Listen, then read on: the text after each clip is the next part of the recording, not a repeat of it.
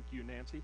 You get more of me talking to you. So there wasn't a big break between going through what big groups, small groups are, and what we're talking about this morning. And in fact, when Discipleship Ministries Committee was talking about what do these big groups, small groups look like, and who's going to have the opportunity to share them, they thought it was not only a good idea that I share that, but when I get up to speak, that I would keep my time short. They said keep it to about 10-15 minutes.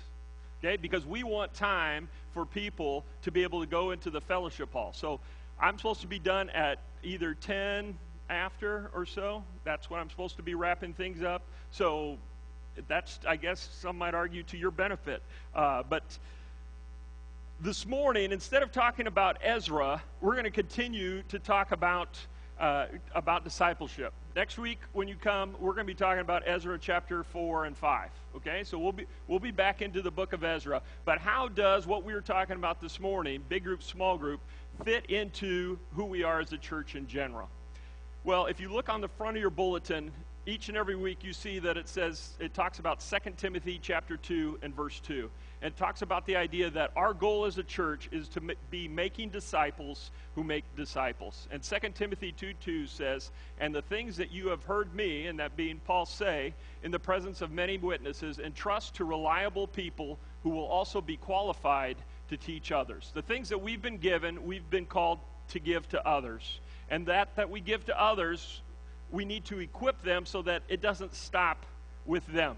Remember, when we talk about success in ministry, it's not simply that I teach things to Silas. Okay? Silas was just up here just a minute. You don't have to come back up. It's not enough that I'm telling him about who Jesus is. I'm also equipping Silas, teaching him about what does it mean for him to give that to others. And that is why I've underlined the word make in our big goal. Making disciples who make disciples. So as I pass that on to Silas, he also gets it and knows how to pass that on to the next person. That's what 2 Timothy 2, verse 2 is talking all about. Whether it's in your family first, or your church family, your neighborhood, or your community.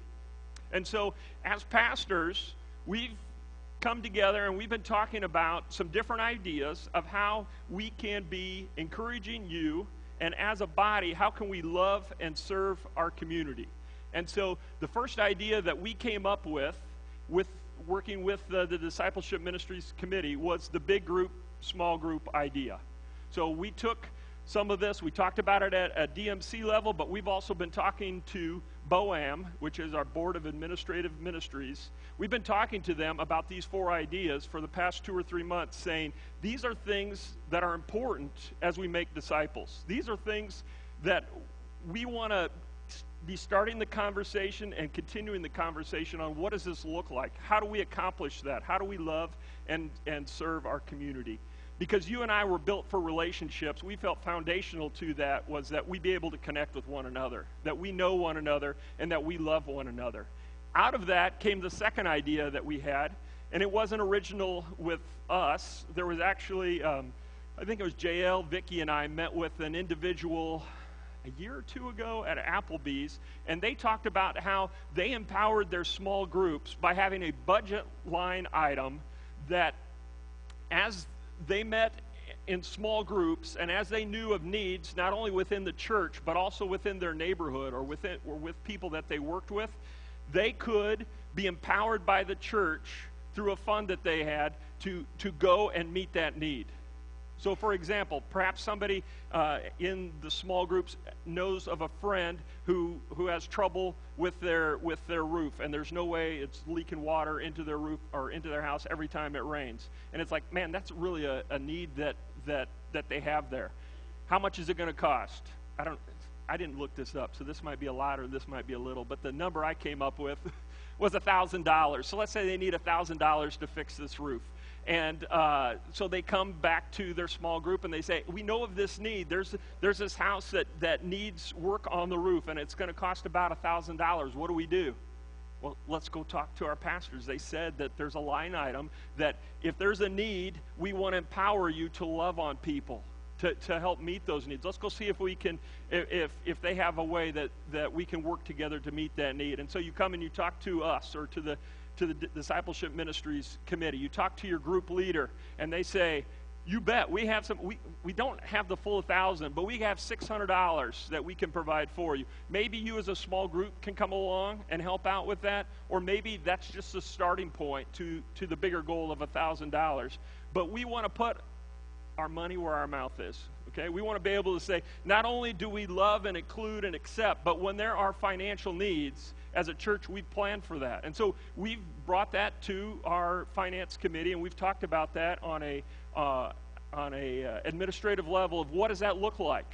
In 2 weeks, Jared mentioned we're going to be having an all-church business meeting, and one of the things that we go over at our all-church business meeting here in November is our finances. And so in the coming weeks, you're going to get a budget that's there in your church mailbox, and it will outline not only small groups, but in general, who we are as a church and where we're investing our money, what that looks like.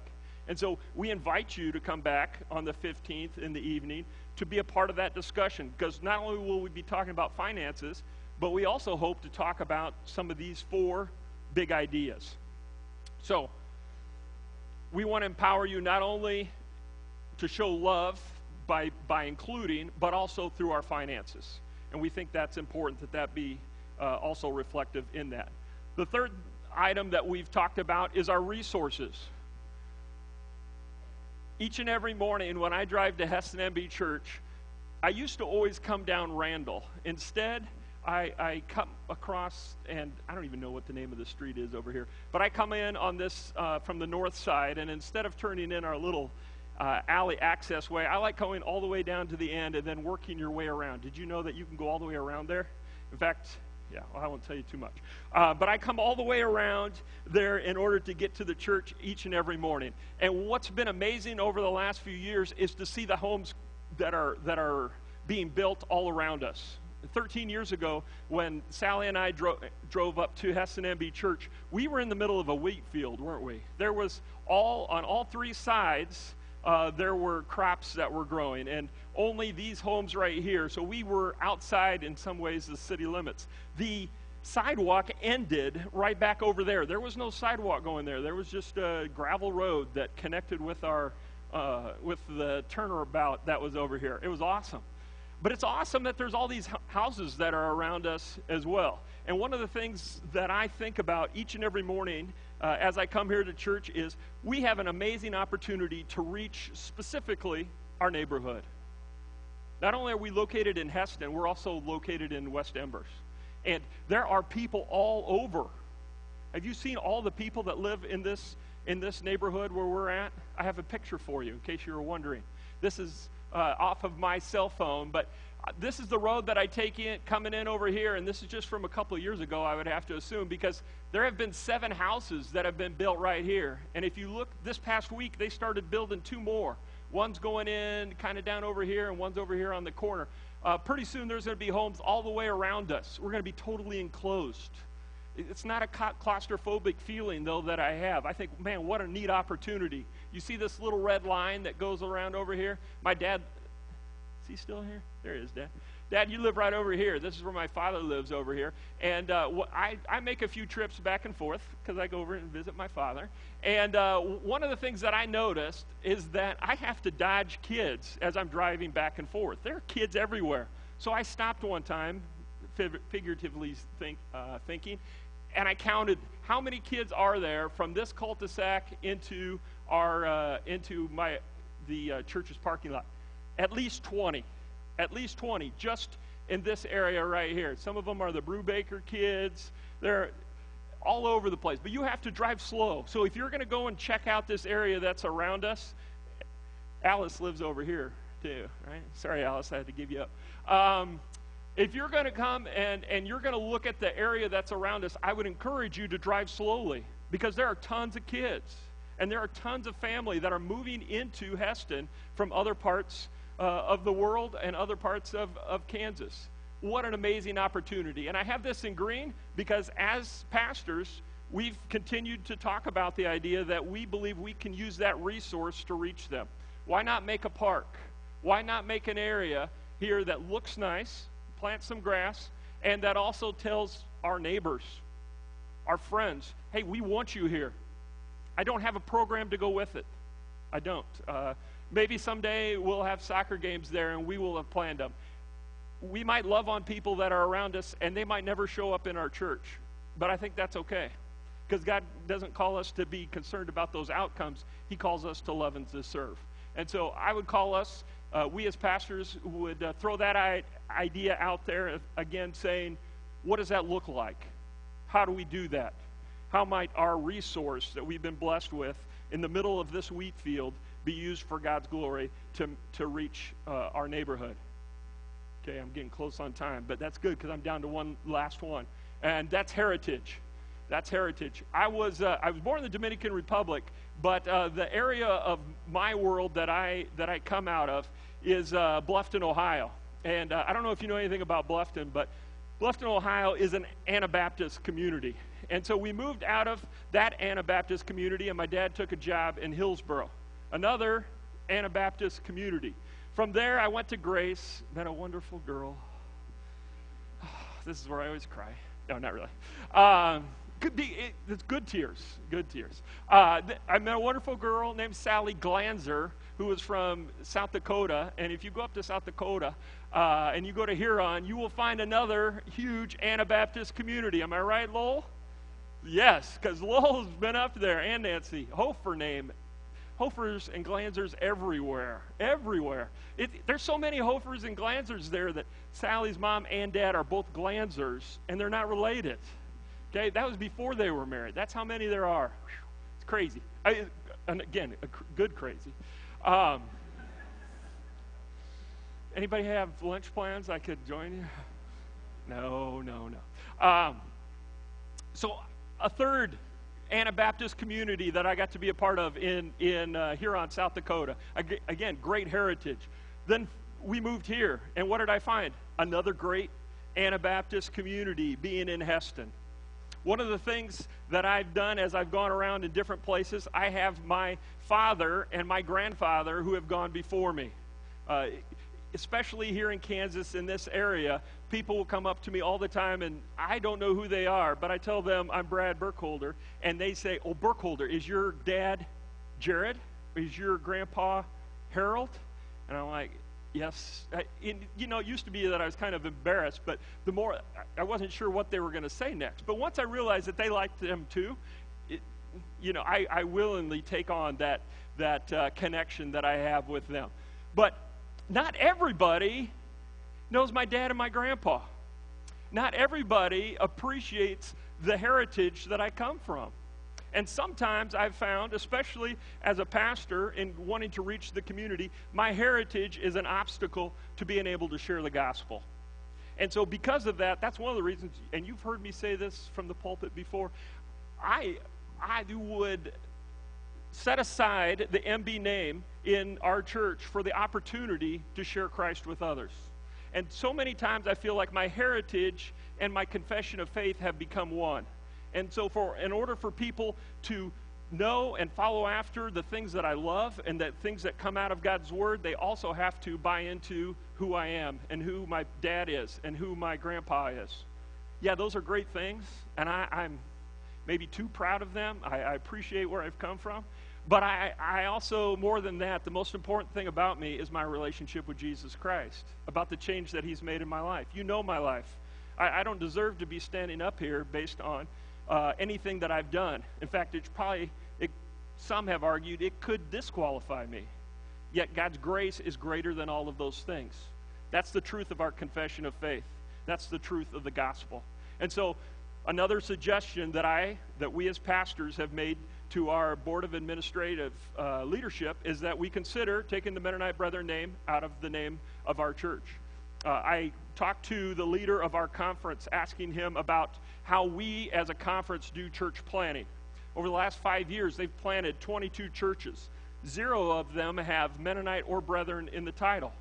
And part of that, he said, was because they want to reach their community. Too many times people have other definitions for what Mennonite and Brethren mean. And rather than have that be an obstacle, they have removed that from that as they go out. Because the most important thing isn't the heritage. The most important thing is the opportunity to share the gospel. Last thing, why? Why would we go about and make any of these 4 changes? Why would we do anything different? Why would we include everyone?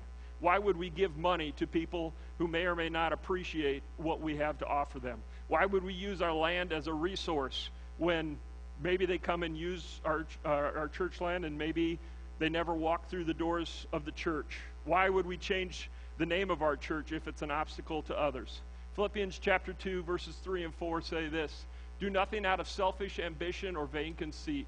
Rather, in humility, value others above yourselves, not looking to your own interests, but each of you to the interests of others."